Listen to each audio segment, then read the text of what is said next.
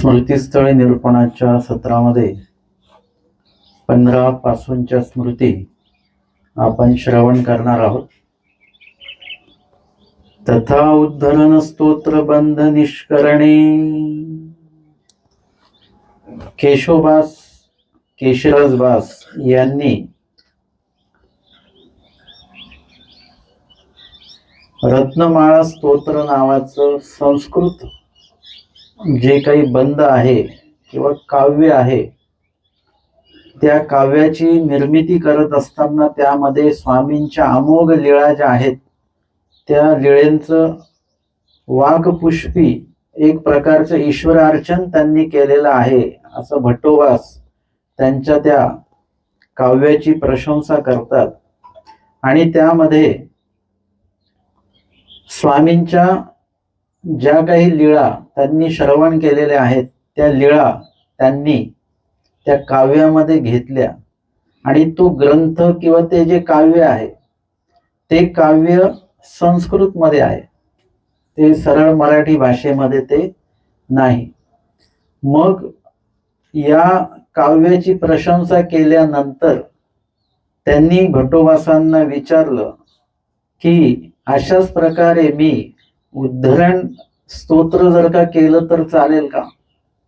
त्यावेळेला उद्धरण स्तोत्र बंध निष्करणे आणि भट्टोबासांनी त्याचं निराकरण केलं की अशा प्रकारचं हे काव्य उत्तम झालेलं जरी असेल तरी असंच उद्धरण प्रकरणाचं काव्य संस्कृत मध्ये करायचं नाही असं आचार्य भट्टोबासांनी त्यांना सांगितलेलं आहे.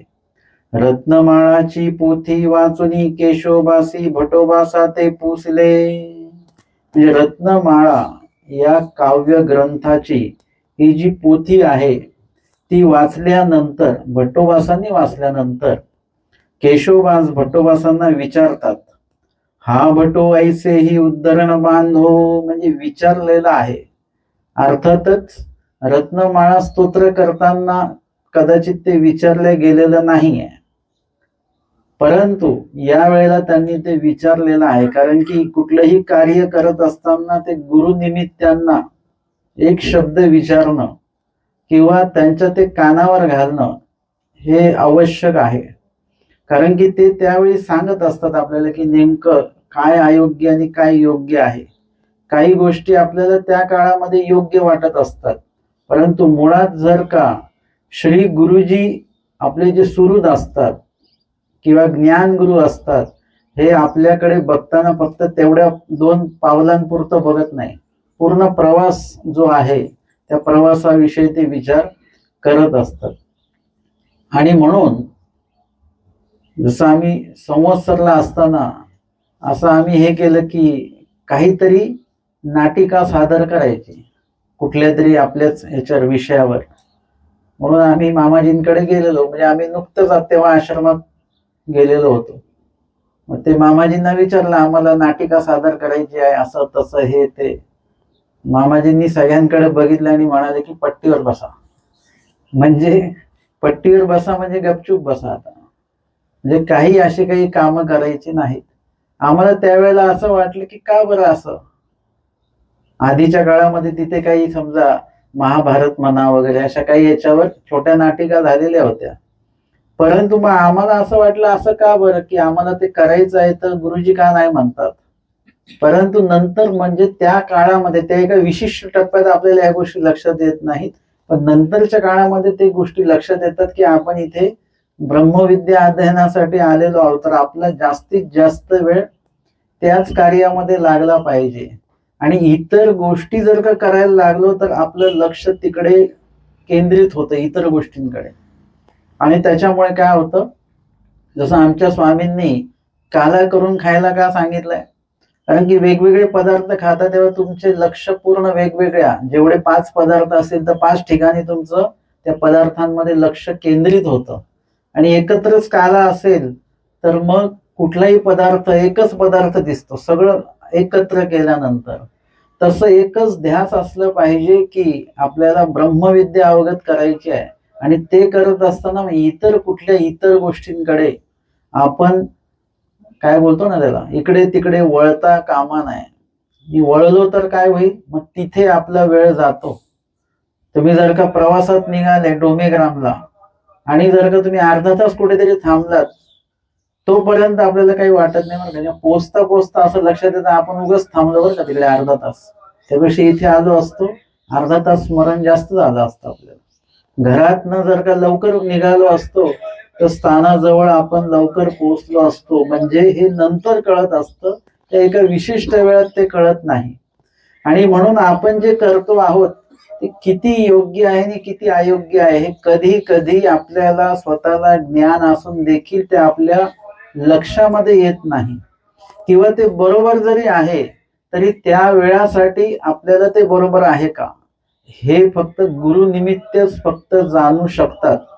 जसं मी सांगितलं ना, आम्ही ते आचाराची वचनं घोकायला सुरुवात झाली वगैरे, आणि आम्हाला एकदमच असं हे झालं की परिच्छेद करायचा.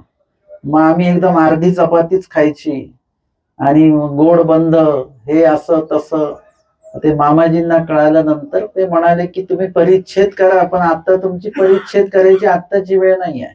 आता तुम्ही विद्यार्थी दशेमध्ये आहात, तर तुम्हाला अभ्यास करायचा आहे. अभ्यास करण्यासाठी तुम्हाला म्हणजे व्यापारही करायचा, सेवादासही करायचा आहे. त्यासाठी तुर्तास तरी तुमचं प्रकृती जी आहे ती चांगली असली पाहिजे. जर का तुम्ही आत्ताच सगळं अन्न कमी केलं, रक्त जर का कमी झालं शरीरात, वाचन वगैरे या सगळ्याच गोष्टींसाठी तुम्हाला भविष्यामध्ये त्रास होऊ शकतो.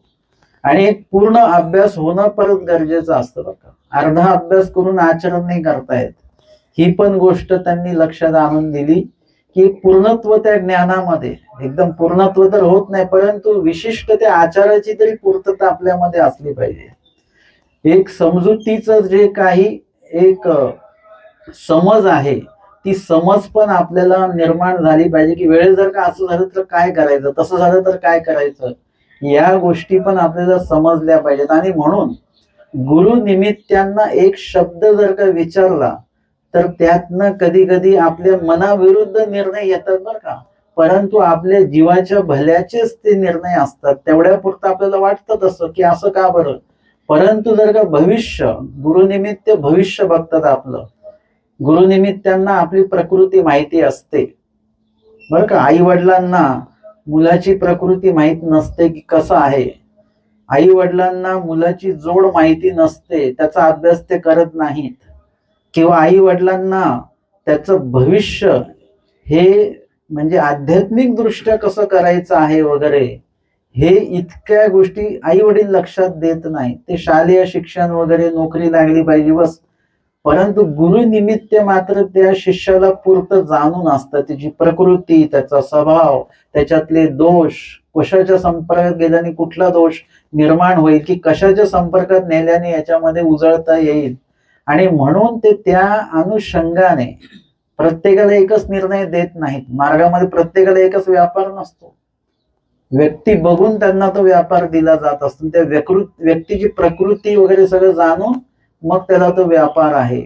तशा पद्धतीने केशवदासांनी एक शब्द भट्टोबासांना विचारलं की अशा प्रकारे संस्कृत मध्येच मी उद्धरण प्रकरणाचं सुद्धा बंध तयार करू का, स्तोत्र तयार करू का.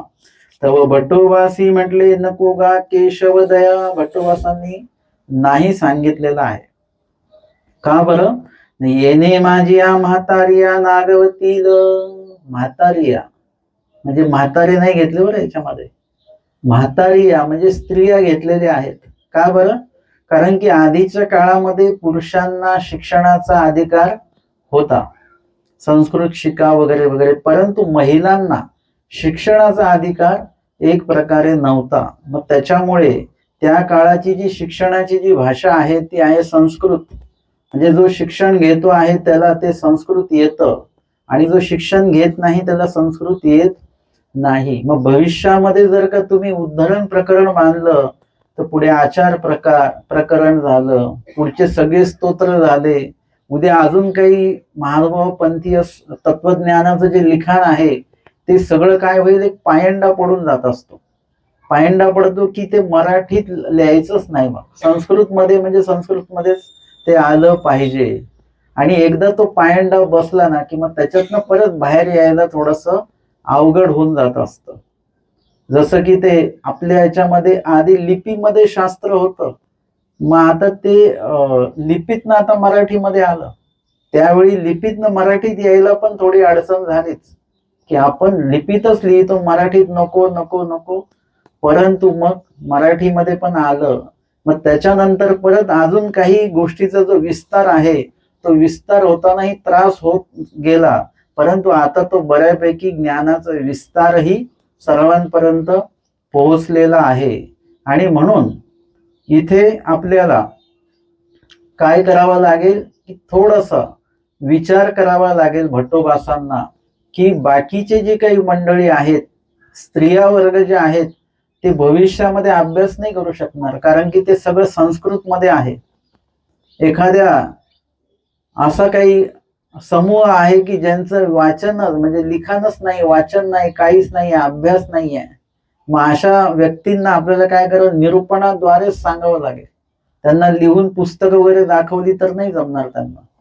किंवा एखादी व्यक्ती आहे की त्यांना फक्त मराठीच जमतं, त्यांना तुम्ही इंग्रजीत जर का दिलं साहित्य, संस्कृतमध्ये दिलं, तर त्यांना काही समजणार नाही त्याच्यातलं. आणि म्हणून इथे काय आहे की सर्वांचा विचार करणं हे नेतृत्वाचं लक्षण आहे. भट्टोबाकडे स्वामींनी नेतृत्व का दिलेलं आहे, ते यासाठीच दिलेलं आहे की त्यामध्ये भट्टोबासांना सर्वांचा विचार करून चालण्याची क्षमता भट्टोबासांमध्ये आहे.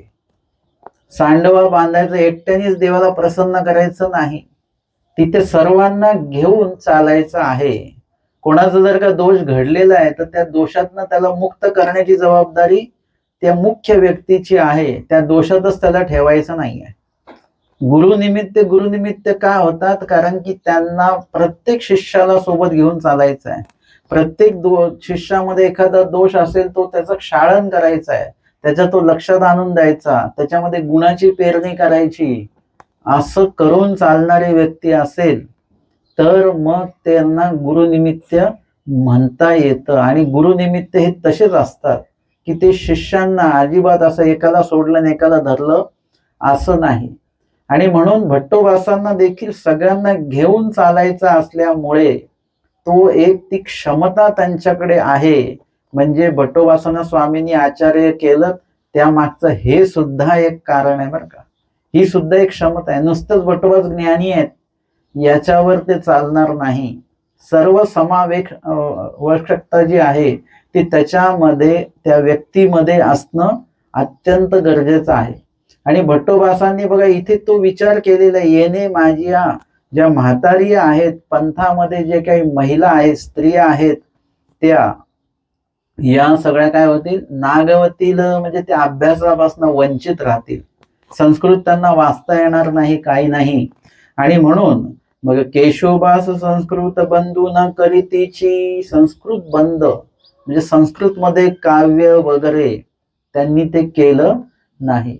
आता एखाद्या वेळेस तुम्ही म्हणाल की संस्कृत आम्ही बोलायला शिकू, म्हणायला शिकू, परंतु काय होतं की आपण म्हणता येतं, एखादा अनपढ व्यक्ती जरी असेल परंतु त्याला संस्कृत पुन्हा पुन्हा पुन्हा पुन्हा ते काव्य जर का ऐकवलं तर तो म्हणू शकतो.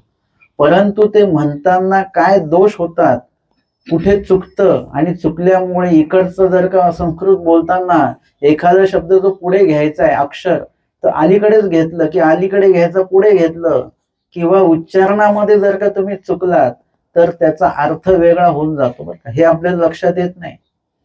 आपण म्हणतो आम्ही रोज 15वा अध्याय वाचतो, पण तो शुद्ध वाचतो का हे आपल्याला माहिती नाहीये. आम्ही भगवद्गीता वाचतो, पण कशी वाचतो, जशी येईल तशी वाचतो, असं नाही चालत. त्यासाठी तुम्हाला संस्कृतचं ज्ञान असलं पाहिजे. संस्कृत वाचता येणं एवढं पुरेसं नाही. संस्कृत बोलताना तुम्ही कुठे चुकता, कुठे बरोबर आहे, कुठे तोडलं पाहिजे, कुठे जोडलं पाहिजे, हे सगळं कळालं पाहिजे. एखादं वाक्य चुकलं तर तेही तुमच्या लक्षात आलं पाहिजे. जसं मी ते उदाहरण देतो, मी एकच वाक्य बोलेन, ते एका वाक्याचे 2 अर्थ होतात. ते वाक्य आहे की तुम्ही खूप हुशार आहात, तुम्ही खूप हुशार आहात, है ना, एकच वाक्य आहे. पण पहिल्या वाक्यात मी तुम्हाला सांगितलं की तुम्ही हुशार आहात म्हणून, आणि दुसऱ्या वाक्याचा थोडा एक बोलण्याचा टोन बदलला की तुम्ही खूप हुशार आहात.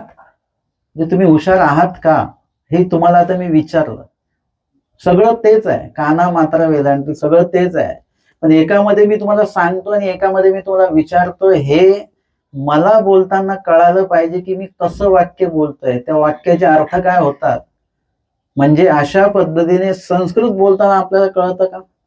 15वा अध्याय वाचताना तुम्हाला कळतं का तुम्ही काय वाचताय आणि त्याचे काय अर्थ होतात. आणि जर का तो शब्द इकडे घेतला काय अर्थ होईल, तिकडे घेतलं तर काय अर्थ होईल, हे जर का कळत नसेल तर माझं म्हणणं आहे की संस्कृत वाचू नये. संस्कृतचं रीतसर ज्ञान घ्यावं, संस्कृत भाषेचं. आणि मग आता बोलताना तुम्हाला कळेल की हा आता आपण हे बरोबर बोलतो आहोत, हे चुकत नाही आहे. आणि चुकलं तर काय होईल, तर मग दोष लागेल. आणि म्हणून ते संस्कृत नको पाहिजे. एरवी संस्कृतमध्ये जर का शिकवलं तर संस्कृतमध्ये पण शिकता येईल. आपल्या पंथामध्ये जुन्या काळातले खूपसे लोक आहेत की शालेय शिक्षण नाही आहे, पण लिहिता वाचता येतं, भगवद्गीता आहे, म्हणजे शुद्धत्व त्याच्यामध्ये आहे. आणि सोबतच लिहिता सुद्धा येतं, वाचता सुद्धा येतं. शाळेमध्ये गेलेले नाही, म्हणजे शिकल्यानंतर ते शिकता येतं. म्हणून त्या पद्धतीने आपल्याला ते शिकता आलं पाहिजे. तर मग काय होईल की ज्यांचं अध्ययनच नाही आहे आणि त्यांना जर का तुम्ही संस्कृत काव्य ग्रंथ वगैरे अशी समोर ठेवली तर त्यांना ते येणार नाहीत. आणि हे आचार्य भट्टोबासांनी त्यांच्या उपलक्षात आणून दिलं.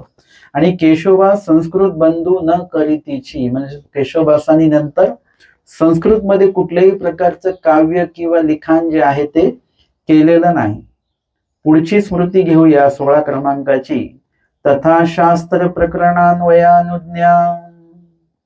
शास्त्र प्रकरण म्हणजे जे काही शास्त्र निरूपण केलेलं आहे त्याचे एक समूह आहेत वचनांचे. जसं त्याग वाक्य झालं, त्याग वाक्यांचा एक समूह आहे 26 वचनांचा. त्याच्या पुढे मग स्मरण वाक्य येतात, वैराग्याची वाक्य येतात, किंवा भिक्षेची वाक्य येतात, भेटीची वाक्य म्हणजे वचनं येतात. त्यांचा एक समूह आहे. आणि हा एक विषय एकेका याच्यामध्ये निरूपलेला आहे. तर त्या शास्त्राचा अन्वय म्हणजे क्रम जो आहे एका पाठी एक, तो लावण्याविषयी त्यांनी भट्टोबासांकडे अनुज्ञा म्हणजे आज्ञा मागितलेली आहे. आणि भट्टोबासांनी आज्ञेला होकार दिला, याला अनुज्ञा असं म्हटलं जातं. मग मागवते केशोबासी पुसिले. आता केशोबास जे आहेत ते चांगले विद्वान तर आहेतच, साहित्यिक आहेत, त्याच्यामुळे ते काही शांत बसणारे असे काही ना काही ते करणार आहेत, काही ना काही लिखाण करणार आहेत. जर भट्टोबासांनी म्हटलेलं आहे की संस्कृतमध्ये बनवू नका, याचा अर्थ मराठीमध्ये बनवा असा त्याचा अर्थ होतो. भाजी तिखट बनवू नका म्हणजे कशी बनवा, कशी फिक्की बनवा. म्हणजे फिक्की बनवू नका म्हणजे तिखट बनवा. म्हणजे एकच वाक्य बोलायचं, त्याच्यामध्ये दुसरं वाक्य न बोलता ते वाक्य त्याच्यामध्ये आपोआप येऊन जातं. संस्कृतमध्ये तयार करू नका याचा अर्थ तयारच करू नका असं नाही आहे. तिथे आहे की मराठीमध्ये तयार करा. म्हणून हा एक शब्द त्यांनी लक्षात घेतला. आणि मग ते मागोते भट्टोबासांना विचारतात की भट्टो, तरी शास्त्र प्रकरणान्वय लावू. शास्त्राचे जे प्रकरण आहेत एक एक, ते प्रकरणाला क्रमशीर लावू का मी. भट्टोबास ते भट्टोबासी मानिले आणि ते भट्टोबासांनी मान्य केलं. हो ठीक आहे, काही हरकत नाही. मग म्हणितले तरी जे जेथचे ते तेथीची, तेथीचे माझेनी विचारे लावावे गा. आणि ते भट्टोबासांनी त्यांना ती एक सूचना पण दिलेली आहे की तरी जे जेथचे आहे ते तेथीचे माझेनी विचार लावावे गा. म्हणजे तुम्हाला कुठलं वचन कुठे करायचं आहे, काय काय फेरबदल करायचा आहे, काय तुम्हाला वाटतं, ते करत असताना सगळं क्रम लावताना एक शब्द मला ते दाखवून विचारूनच ते करायचं आहे. म्हणजे जेव्हा आपण त्याला निर्णायक करतो तेव्हा निर्णायक करण्याआधी ते भट्टोबासांना दाखवूनच ते निर्णायक करायचं आहे. म्हणजे त्या ठिकाणी भट्टोबासांच्या विचाराने ते करायचं आहे. म्हणजे इथे पण लक्षात घ्यायचं की शोक्ती नाही चालणार. केशवबासांची शोक्ती चालणार नाही. ते भट्टोबासांना विचारून करायचं आहे. बरं, इथे भट्टोबासांची पण शोक्ती चालणार नाही. भट्टोबास सुद्धा त्या वचनामध्ये बसणारे किंवा स्वामींना अभिप्रेत असलेलंच जे शास्त्रामध्ये बसणारच ते बरोबर ते घेणार आहेत. म्हणजे तिथे अजिबात शोक्ती, शास्त्रोक्ती, लोकोक्ती चालणार नाही. जी ईश्वरोक्ती आहे त्याच क्रमाने त्याच पद्धतीने सगळं ते शास्त्राचा अन्वय जो आहे तो लावायचा आहे.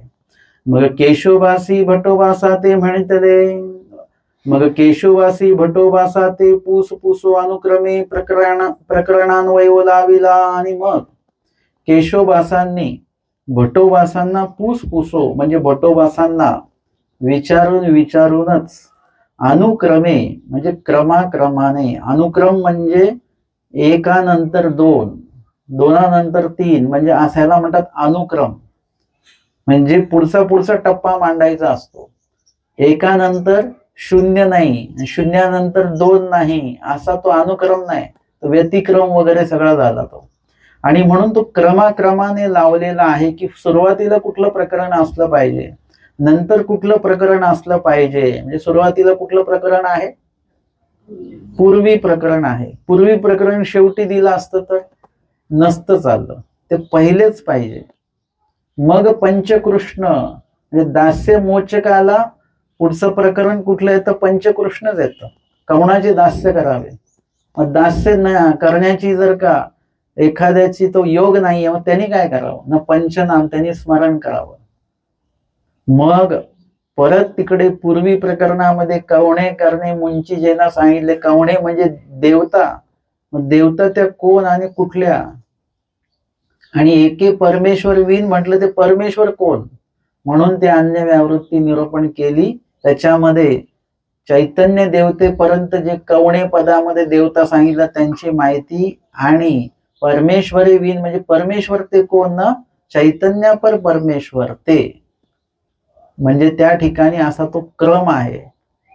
आणि मग पूर्वी प्रकरणात परत कवणे करणे म्हटले.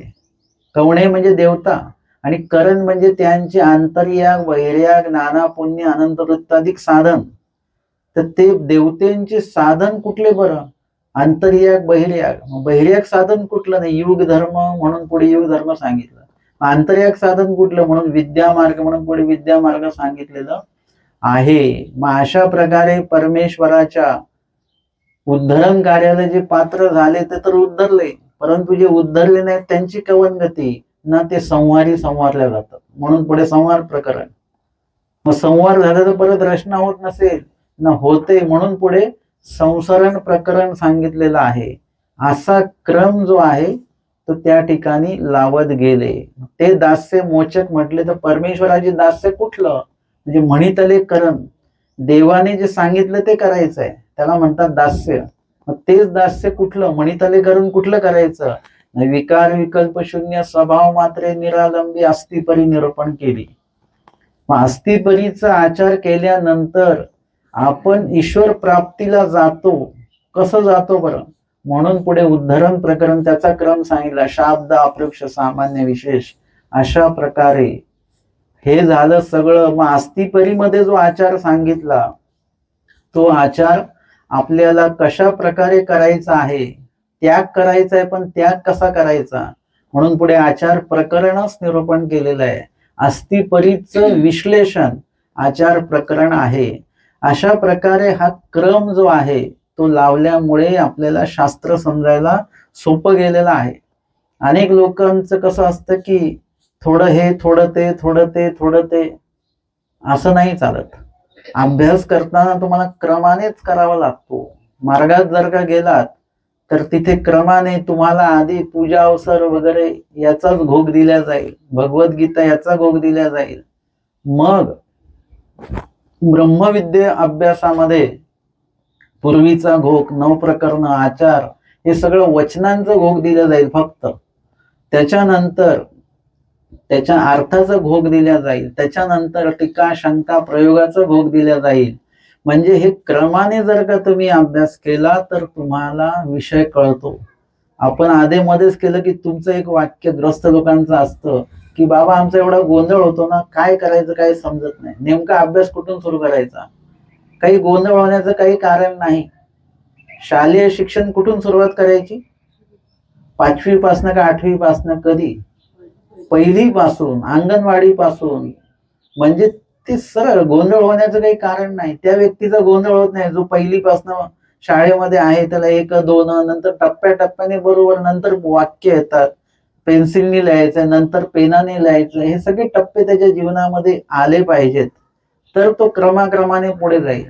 तसं अभ्यासाच्या बाबतीमध्ये आपल्यामध्ये हे क्रम आले पाहिजेत. म्हणून ते केशवदासांनी ते कष्ट घेतलेले आहेत. ते जर का कष्ट घेतले नसते तर आपल्याला असं क्रमाने ते आलं नसतं. हे सगळं ईश्वर प्रवृत्तीने, बरं का. आपण जर का म्हटलं केशवदास नसते तर हे झालंच नसतं, असं नाही. त्या ठिकाणी परमेश्वराची प्रवृत्ती आहे. केशवदासांना त्यासाठी निमित्त देवाने करवून घेतलेलं आहे. केशवदास नसते तर अजून कोणीतरी ते लिहिलेलं असतं. परंतु या बाबतीमध्ये आता आपल्याला जे उपकारक कोण आहेत आपले, या बाबतीमध्ये केशवदास आहेत. देवाने त्यांना निमित्त करविलं आणि त्याच्यामुळे तो शास्त्राचा प्रकरण अन्वय जो आहे, प्रकरण शास्त्र म्हणजे ब्रह्मविद्या शास्त्र, त्याचं प्रकरण म्हणजे पूर्वी अन्य व्यावृत्ती युग धर्म हे प्रकरण, आचार माळिका हे प्रकरण, आणि त्याचा अन्वय म्हणजे त्याचा क्रम, एका पुढे एक असं ते बरोबर लावलेलं आहे. आणि पुढे सांगतात की जे जयाचे नाम ते तया ठेविले, आणि जे जयाचे नाम, असं संयुक्तिक वाटलं की हे काय आहे, हे अन्य ज्या देवता आहेत त्यांची व्यावृत्ती याच्यामध्ये केलेली आहे का. मग याला अन्य व्यावृत्ती नाव ठेवलं तर चालेल का. भटोबास म्हणाले हो बरोबर आहे. मग याच्यामध्ये युग आणि त्याचे धर्म सांगितलेत, याला युग धर्म असं नाव दिलं तर चालेल का. हो चालेल, काय हरकत नाही. मग याला विद्या मार्ग म्हणजे अशा पद्धतीने ज्या प्रकरणाला जे नाव असं संयुक्तिक वाटलं आणि नावावरून त्या प्रकरणात काय सांगितलेलं हे कळतं. संहार म्हटल्यानंतर त्याच्यामध्ये काय असेल, विघटनच असणार आहे सगळं, त्याच्यामध्ये जोडणी हा प्रकार नसणार आहे. संसरण म्हणजे त्याच्यामध्ये तयार होणं, म्हणजे त्याच्यामध्ये उत्पत्ती म्हणजे घडण्याचीच क्रिया असणार, बिघडण्याची क्रिया त्याच्यामध्ये नसणार. असा वयाची परी ते असती परी, असण्याची पद्धती परी, म्हणजे अशा प्रकारे त्या प्रकरणाला ते नाव दिलं. कितीतरी सोपं झालं आपल्याला. आपण लगेच सांगतो हे पाठ करा, हे पाठ करा, हे पाठ करा. प्रकरणाची नावं घेऊन आपण ते सांगतो आणि ते समजायला जेव्हा ते क्रमशील असतं त्यावेळी ते समजायला अधिक सोपं ते जात असतं. आणि म्हणून इथे आमच्यासाठी हे जास्त सोयीस्कर झालेलं आहे. केशवदासांच्या आधी जे काही भटोबासांच्या सन्निधानी आहेत त्यांच्यापेक्षा आपल्यासाठी सोयीस्कर झालं की नाही. पुढे अजून विश्लेषण आलं म्हणजे हे सगळं आपल्यासाठी सोयीस्कर झालेलं आहे. तथा दृष्टांत प्रकरणान्वयानुज्ञा, पुढची 17 क्रमांकाची स्मृती आहे. तथा दृष्टांत प्रकरणान्वया, दृष्टांत प्रकरण जे आहे त्याचं सुद्धा अन्वय म्हणजे स्वामींनी काही ते 114 दृष्टांत ज्या क्रमाने आहेत त्या क्रमाने ते दृष्टांत स्वामींनी सांगितलेले नाहीयेत. पहिला दृष्टांत पहिले सांगितला असा नाही, तो कधीतरी मध्ये सांगितलेला आहे. शेवटचा दृष्टांत त्याच्या आधी सांगितलेला आहे. परंतु तो तुमच्या आमच्या समजण्याच्या दृष्टीने जो आहे तो बरोबर आला पाहिजे. आणि त्याच्यासाठी मग काय आहे की जसं तुम्ही वाढता की नाही, ताट वाढताना सगळं ओट्यावर एकत्रित असतं. मग त्याच्यामध्ये तुमचा क्रम असतो की पहिले काय वाढायचं. काय वाढतात पहिले, पहिले ताट वाढतात आणि मग ताटामध्ये पहिले मीठ वाढतात, है ना. म्हणजे क्रमाक्रमाने त्याचे क्रम आहेत. आता आपण ते वाढण्याचे काही नियम पाळतो का नाही पाळतो देव जाणे, पण वाढण्याचे नियम आहेत.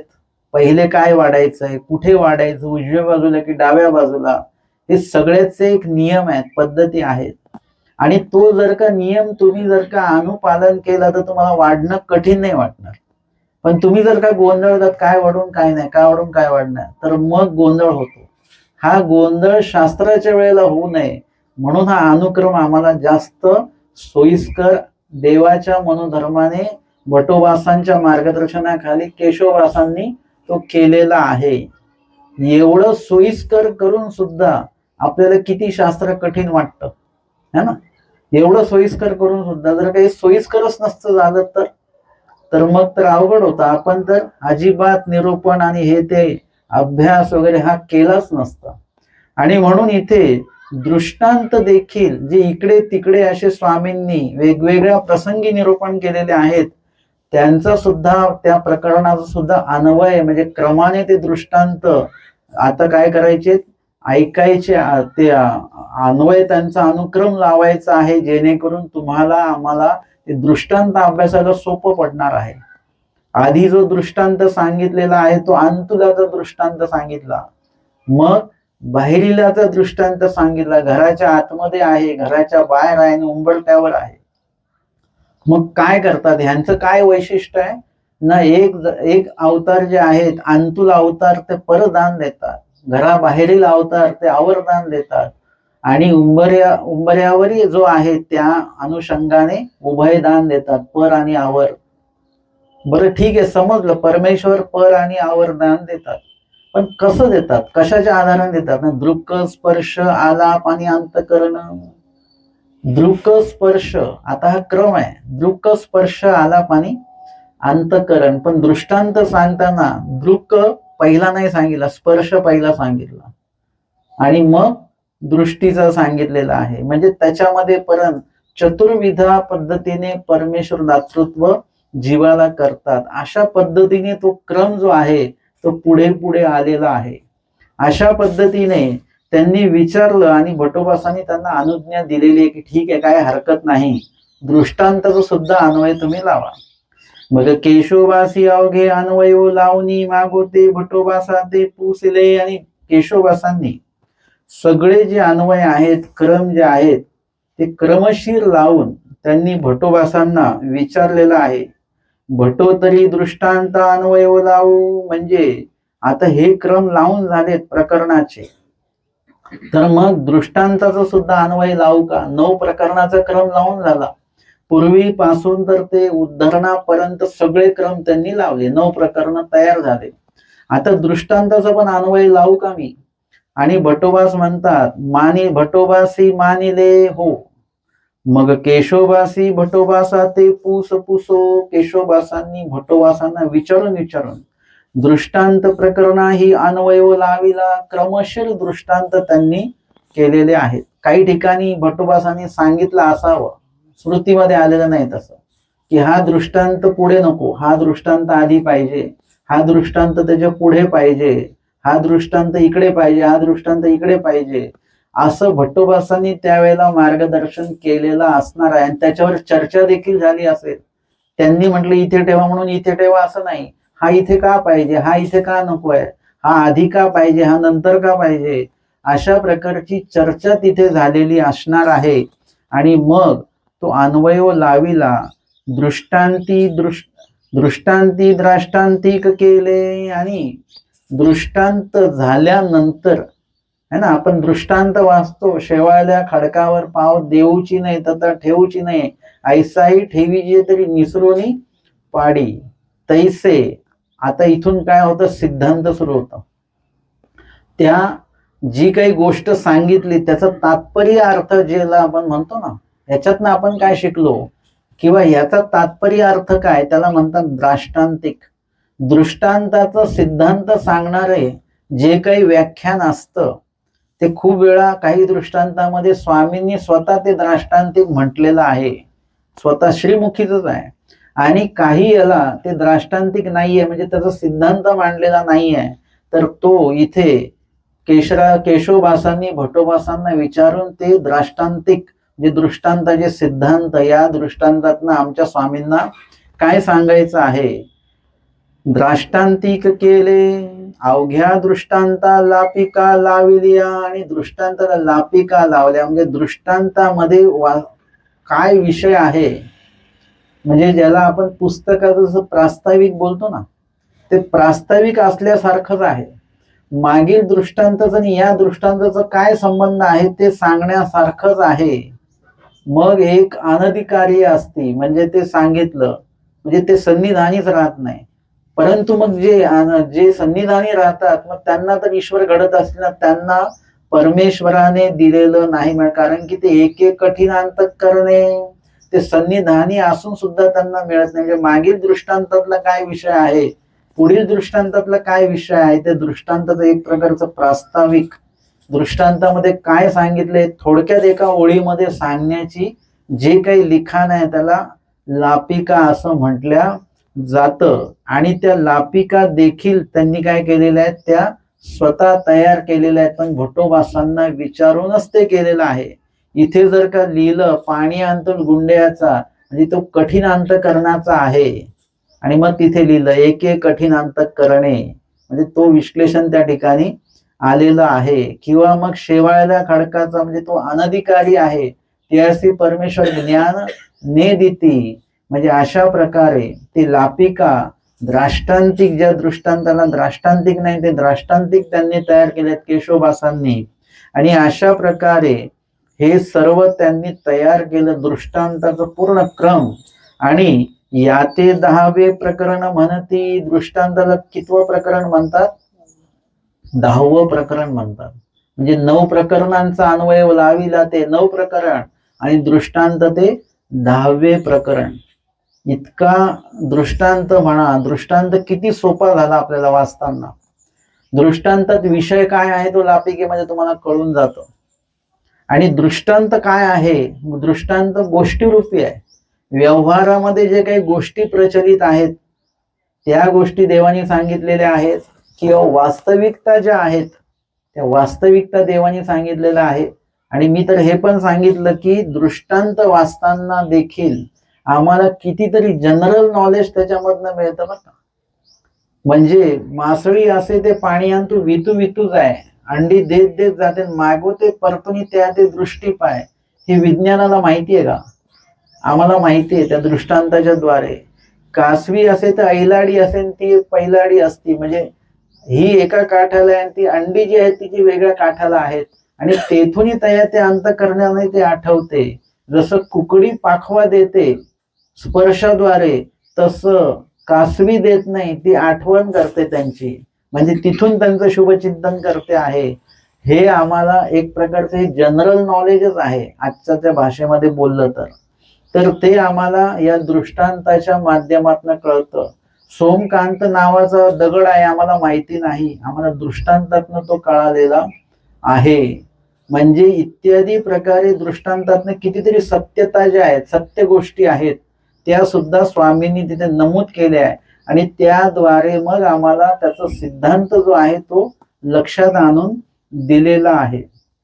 असे कितीतरी दृष्टांत जर का तुम्ही बघितले तर त्या दृष्टांतातनं आम्हाला ती माहिती मिळते. आणि ती माहिती मिळवण्यासाठी जे सोपं झालं, लापिका दृष्टांत आणि त्याचं द्राष्टांतिक इतकं सोप्या पद्धतीने एक दृष्टांत जर का वाचला, यदा कदाचित दृष्टांत नाही कळलं तर द्राष्टांतिकाच्या माध्यमातून कळतं.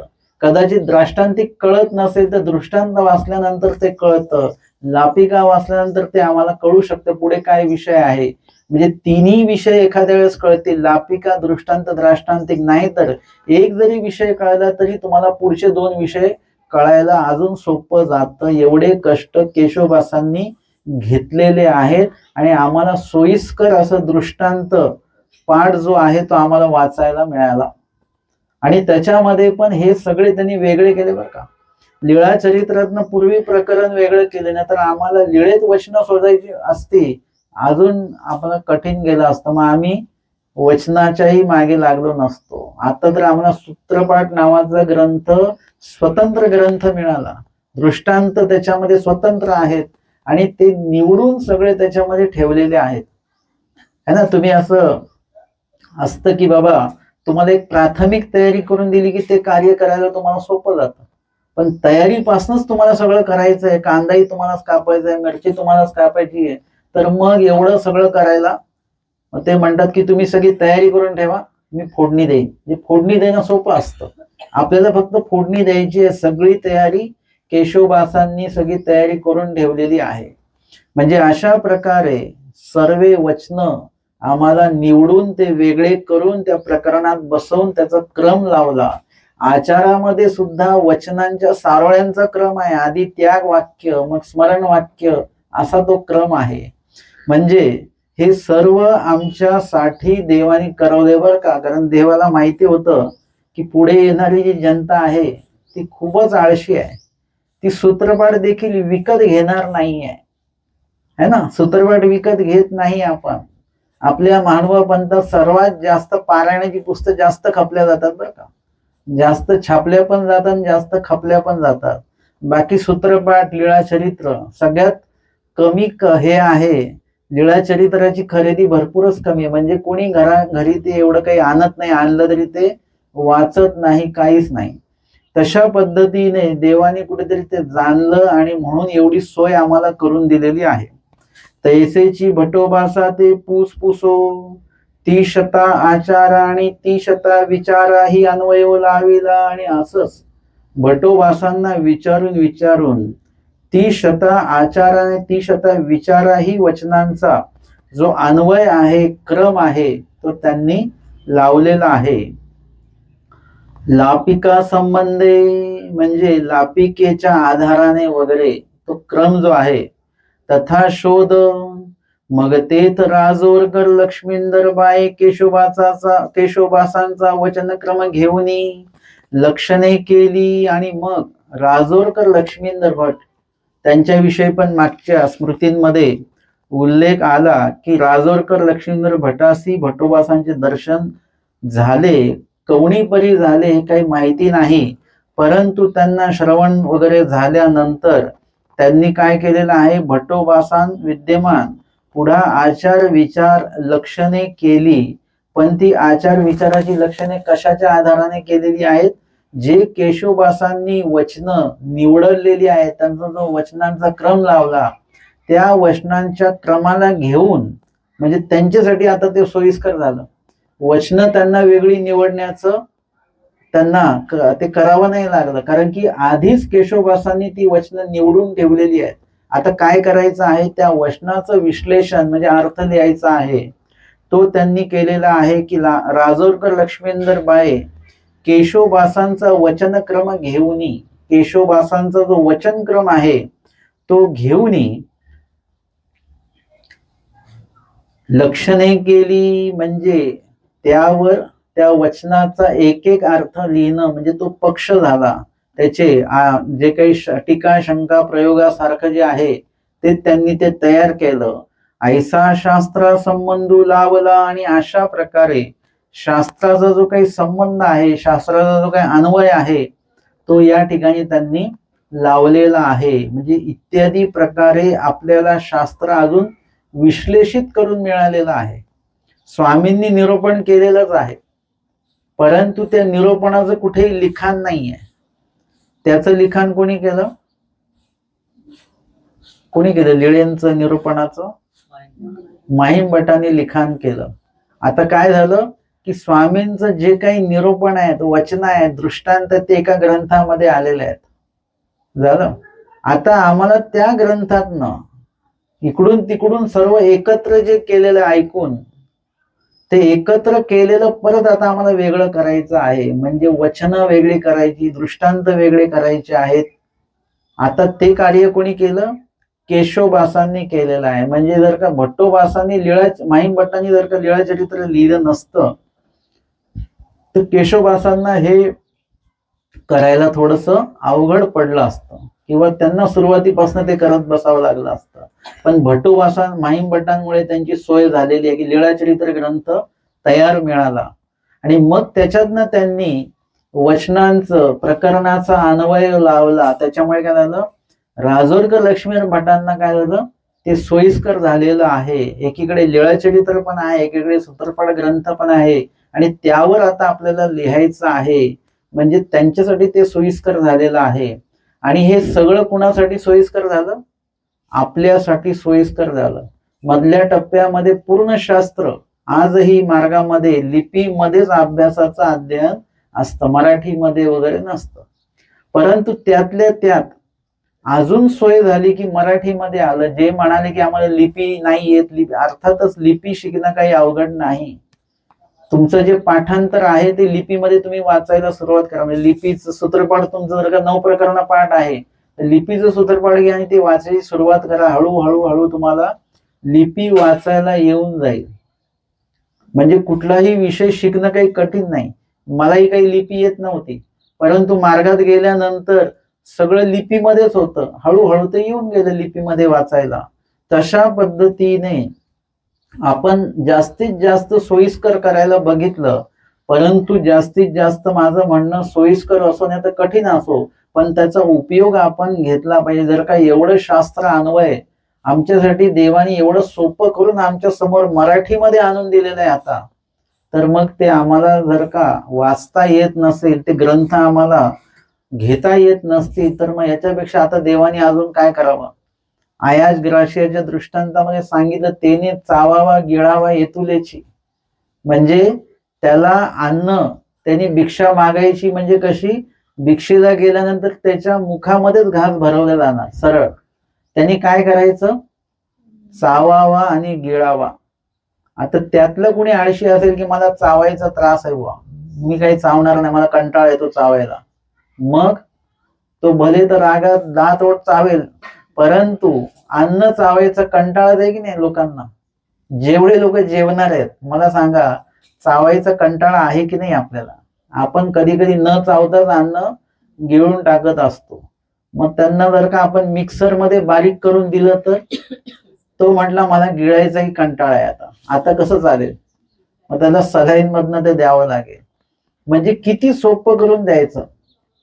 स्वामी सांगतात फक्त चावायचं आणि गिळायचं एवढंच, स्वयंपाक बनवायचा नाही, घासही हाताने घ्यायचा नाही. याच्यापेक्षा देवाने अजून काय केलं पाहिजे सोपं. म्हणजे त्या ठिकाणी आपल्याला हे लक्षात आलं पाहिजे की परमेश्वराचं आपल्याला शास्त्राविषयी कितीतरी सहाय्य झालेलं आहे बरं का. आता देवाकडनं सहाय्याची वाट बघायची नाही, भरपूर सहाय्य झालेलं आहे. तरी मुलं जसं विचारतात आई वडिलांना की तुम्ही आमच्यासाठी काय केलं, तसाच प्रश्न आपण देवाला विचारत असतो की देवाने आमच्यासाठी काय केलेलं आहे. त्याची जर का यादी जर का भेटली ना, त्याची तर यादी होऊ शकत नाही देवाने आपल्यासाठी काय केलं, पण यादी भेटली तर अनंत जन्म जातील ती यादी वाचता वाचता. एवढं देवाचं सहाय्य, एवढे उपकार पदोपदी आपल्याला परमेश्वराचे झालेले आहेत. आणि हे कधी कळतील आपल्याला, आपल्याला का कळत नाही, कारण की आपण अज्ञान दशेत आहोत. म्हणून जेव्हा ज्ञान दशा प्राप्त होईल त्यावेळेला पदोपदी आपल्या लक्षात इथे सहाय्य झालं बरं का, इथे सहाय्य झालं बरं का, इथे सहाय्य झालं बरं का, असं परमेश्वराचं सहाय्य आपल्याला लक्षात येईल. आणि म्हणून परमेश्वर शास्त्र जे आहेत, केशवदास महानुभाव पंथामध्ये आले किंवा राजोरकर लक्ष्मींदर बास आहेत, इतरही सर्वजण काय आहेत, कवीश्वर बास आहेत, हे महानुभाव पंथामध्ये आले तर ते काही पारायणाची पुस्तकं वाचत नाही बसले. त्यांनी काय केलं, शास्त्रा संदर्भामध्ये चर्चा मंथन केलेलं आहे. शास्त्रा संदर्भातले ग्रंथ त्यांनी उपलब्ध केलेली आहेत, त्याची लिखाणं केलेली आहेत आणि त्याच्या पोथ्या वगैरे तयार केलेल्या आहेत. अशा प्रकारचं कार्य त्यांनी जर का त्यावेळी केलं नसतं, आपल्यासारखे दत्तात्रय किंवा संकष वज्र पंजरू वाचत बसले असते, आम्हाला हे शास्त्र मिळालंच नसतं, याचं लिखाणही झालं नसतं आणि हे आम्हाला वाचायलाही मिळालं नसतं. म्हणून त्यांनी जे काही कष्ट केलेले आहेत ते कष्ट नुसते आपण वाचले जरी तरी सुद्धा आपल्यासाठी ते लाभदायक आहेत. आणि म्हणून या ठिकाणी आजच्या सत्रामध्ये आपण 15, 16 आणि 17, 15, 16 आणि 17 अशा 3 स्मृत्या ज्या आहेत त्या 3 स्मृत्यांचं श्रवण आणि चिंतन केलेलं आहे. दंडवत